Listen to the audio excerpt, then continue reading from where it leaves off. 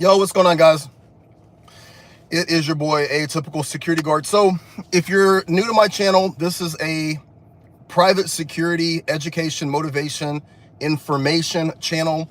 We talk about current events, we talk about issues related to private security, and we talk about industry topics. I also talk about, and discuss personal protection, self-defense, firearms, things like that. So if you're new here, that's what we're discussing. Just getting off work, wanted to go over something in conjunction to a video that I made over the last couple of days. I've made two videos basically talking about the overabundance of information on EDC, everyday carry, right?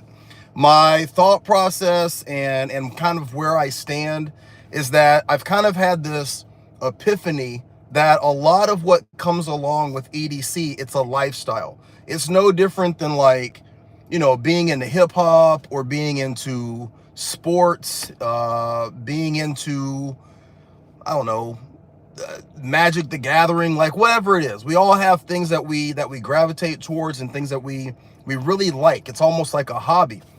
And EDC, although it serves a very important purpose, and let me be very clear here, it serves a very important and needed purpose. We're talking about the everyday carry of personal protection, whether that's a firearm, whether that's a pocket knife or a fixed blade knife, pepper spray, all the way to being able to respond to situations of traumatic injury. So whether that's having gauze, quick clot, stop the bleed training, tourniquets, all of this stuff. And there's even an aspect of EDC that lends itself to fieldcraft, being outside in the outdoors. And you can take all of this and stretch it out on an even further timeline that talks about prepping, being ready for societal collapse or situations of supply chain breakdown. You literally can go as deep down the rabbit hole as you want. And although I think that all of this information is important, I think that all of it is needed, I mean, especially in today's society, right? A large part of it is a little unrealistic.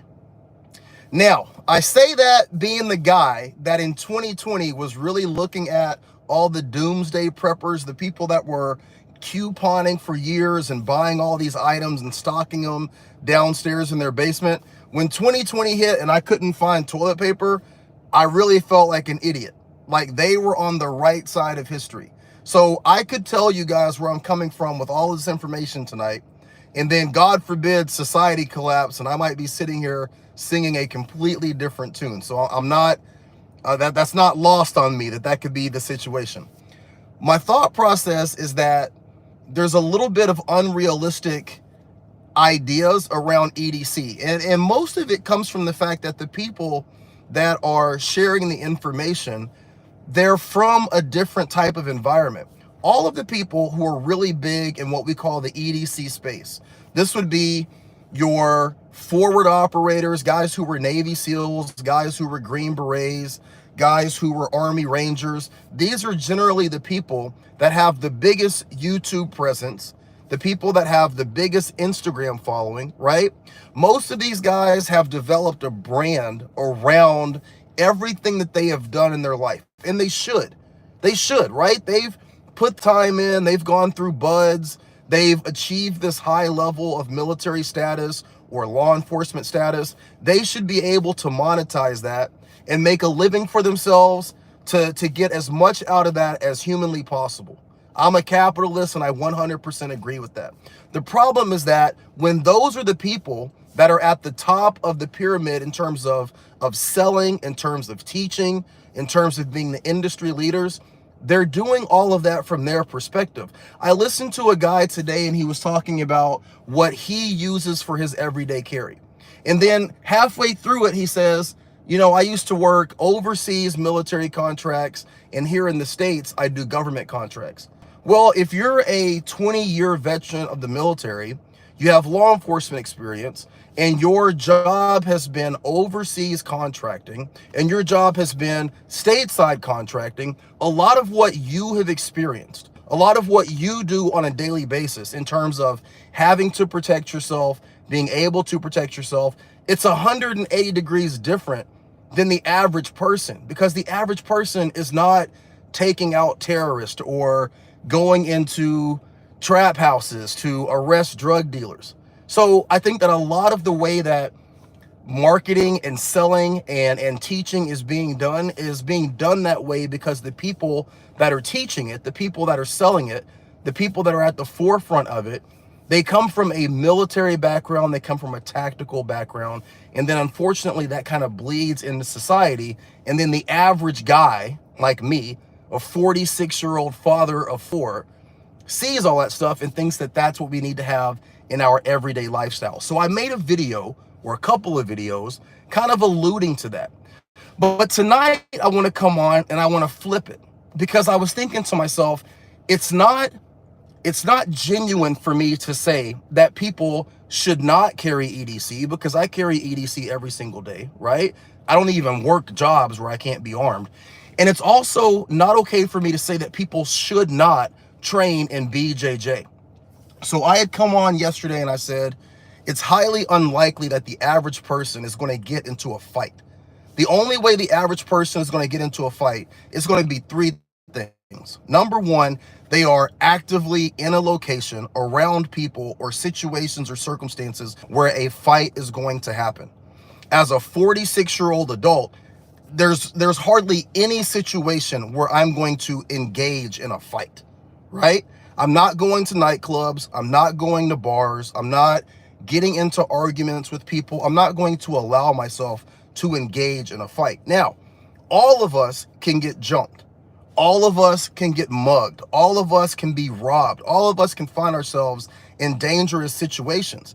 And what I said is that in those situations, more than likely, your life is in danger. And so in that situation, you're able to do and employ and use all types of tactics. I don't think that jujitsu is the thing that you should break out when you're being robbed, mugged,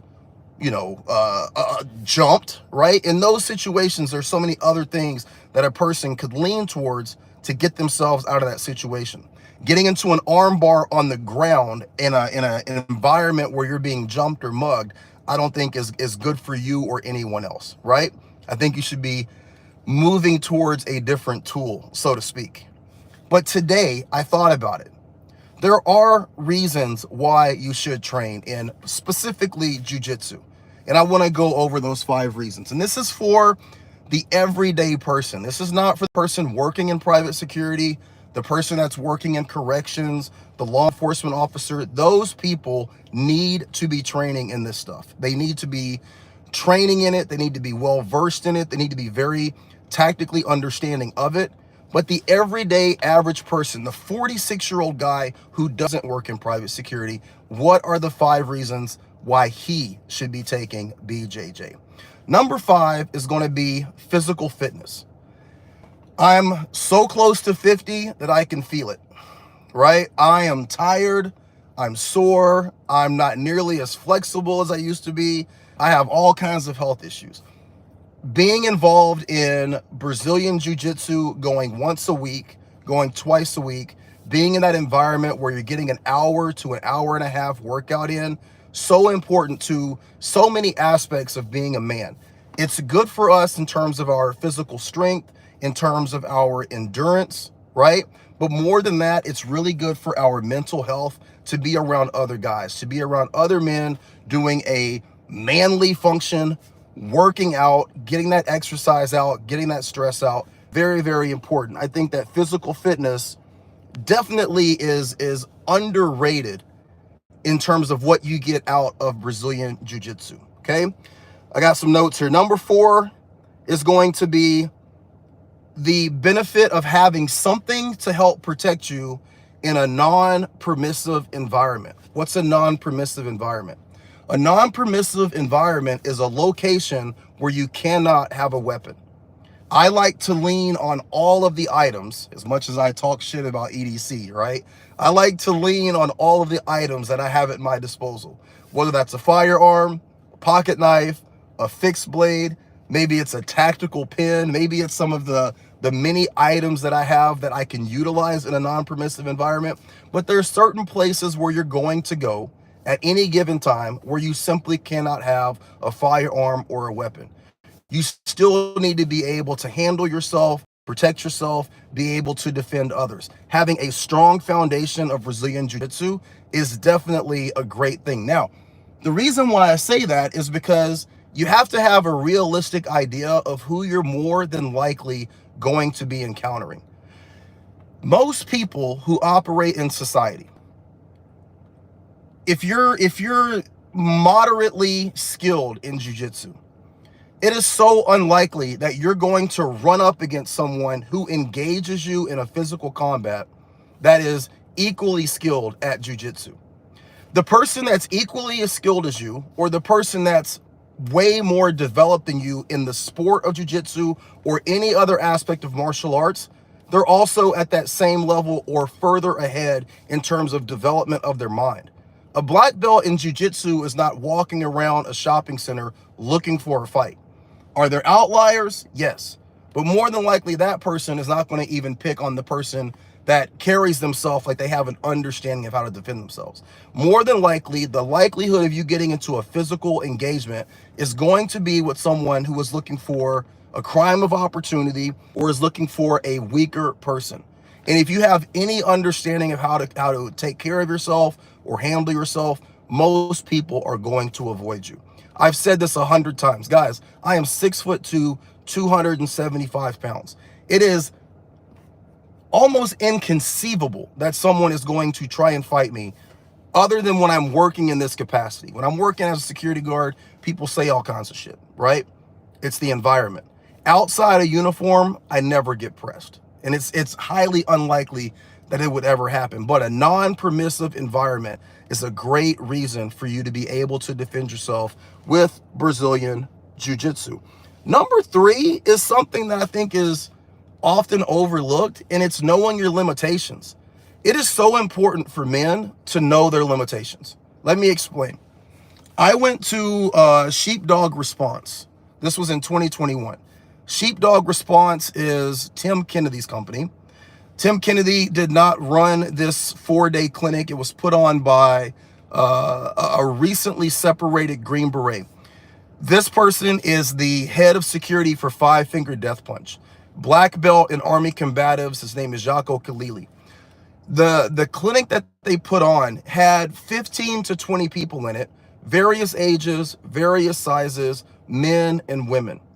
And for 5 hours, 4 days out of the 5 days that we were there, for 5 hours each day, all you did was roll. You would roll for 5 minutes and then you would rotate. You'd roll for another 5 minutes and you would rotate. You would do that again and then you would switch partners. And you would do that for 5 hours, working drill after drill after drill. You literally got to roll with someone that was smaller than you. You got to roll with someone that was much larger than you. You rolled with people that had never taken jiu-jitsu. You rolled with people that were black belts in jiu-jitsu. The entirety of the time that you were there, you were rolling with people of different body types, of different sizes, of different skill sets, different ages. And what you're getting is what they call the rub. You're feeling what it's like to be in all of these different situations and circumstances and being able to test yourself and also be tested. The greatest thing about that clinic was that I went in with one viewpoint of where I was in terms of being able to handle myself, and I came out with a completely different understanding.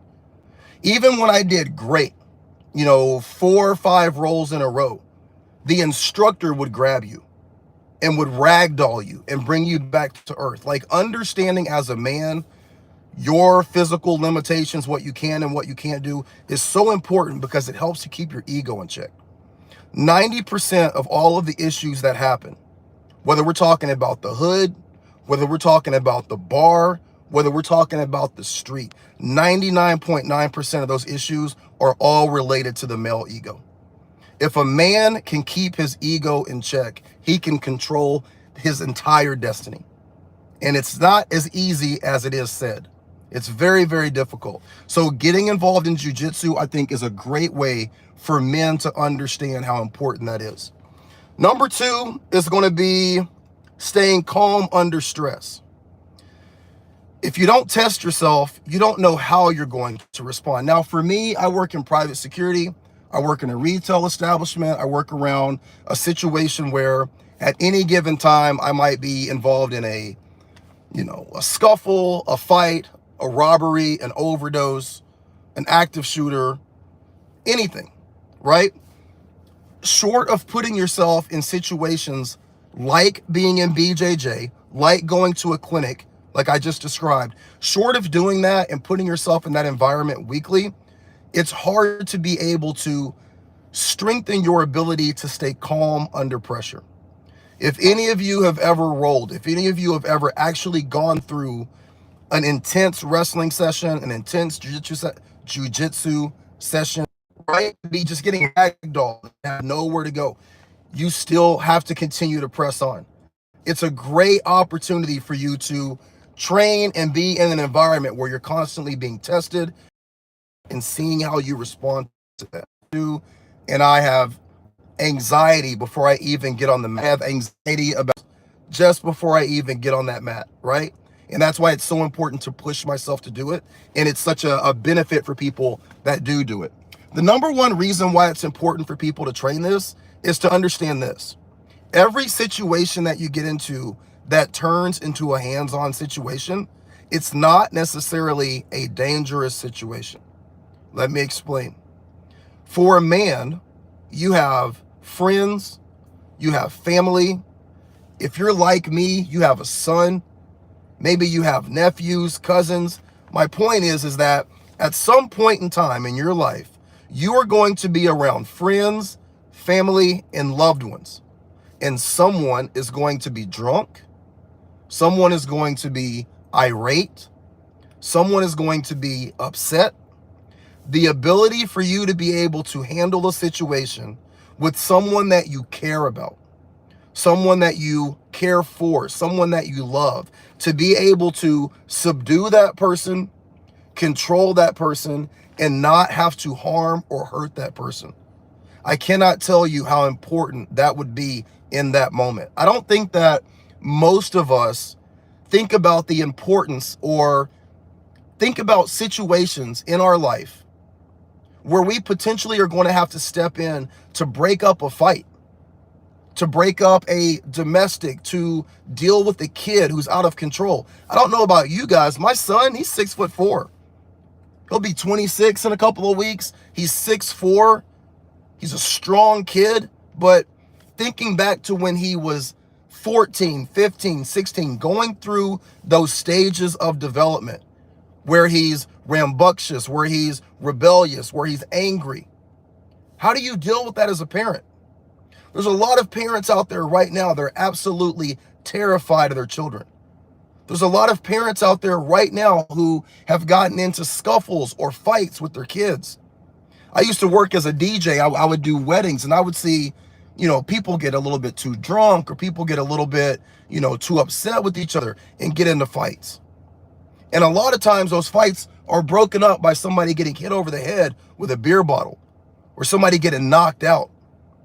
Being able to calm a situation down, bring a situation down by being able to go hands-on in a situation where you're not trying to harm or hurt someone, that is something that you will learn and be able to do utilizing jiu-jitsu.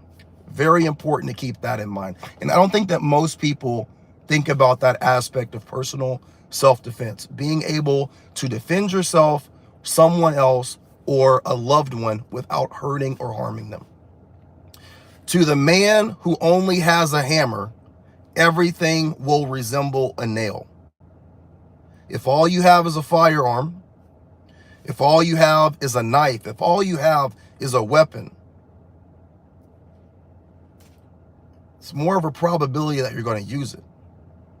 All right. So let's recap, right? Number 5 was physical fitness. Number 4 was knowing your limitations. Number 3 was staying calm in stressful situations. Number 2 was non-permissive environments, the importance of being able to protect yourself in situations or locations where you cannot have a firearm or a weapon. And then number one, being able to deal with friends and family in a way that doesn't hurt, harm, or kill friends and family. That's my speech for today. All right. So as always, guys, I want to thank you for listening to me ramble. I want to thank you for being a part of this platform, this channel. If you're just stopping by, you're peeking in, wondering what the guy in the uniform is talking about, I appreciate you stopping by as well. If you're a security guard, please remember to like, share, and subscribe. Check out my playlist: defensive tactics, gun retention, flashlight usage, knife as a secondary weapon, mass shooting survival techniques, and many, many, many more. Join our platform. Before you get out of here, one more thing, guys. Please support our company, Bones and Brew Security Gear. I'm gonna say it again: Bones and Brew Security Gear. One more time: Bones and Brew Security Gear.com for all of your security guard centered patches and t-shirts. Remember, security guards matter. You guys have a great night. Be safe. Watch your back. And as always, be great. Be great.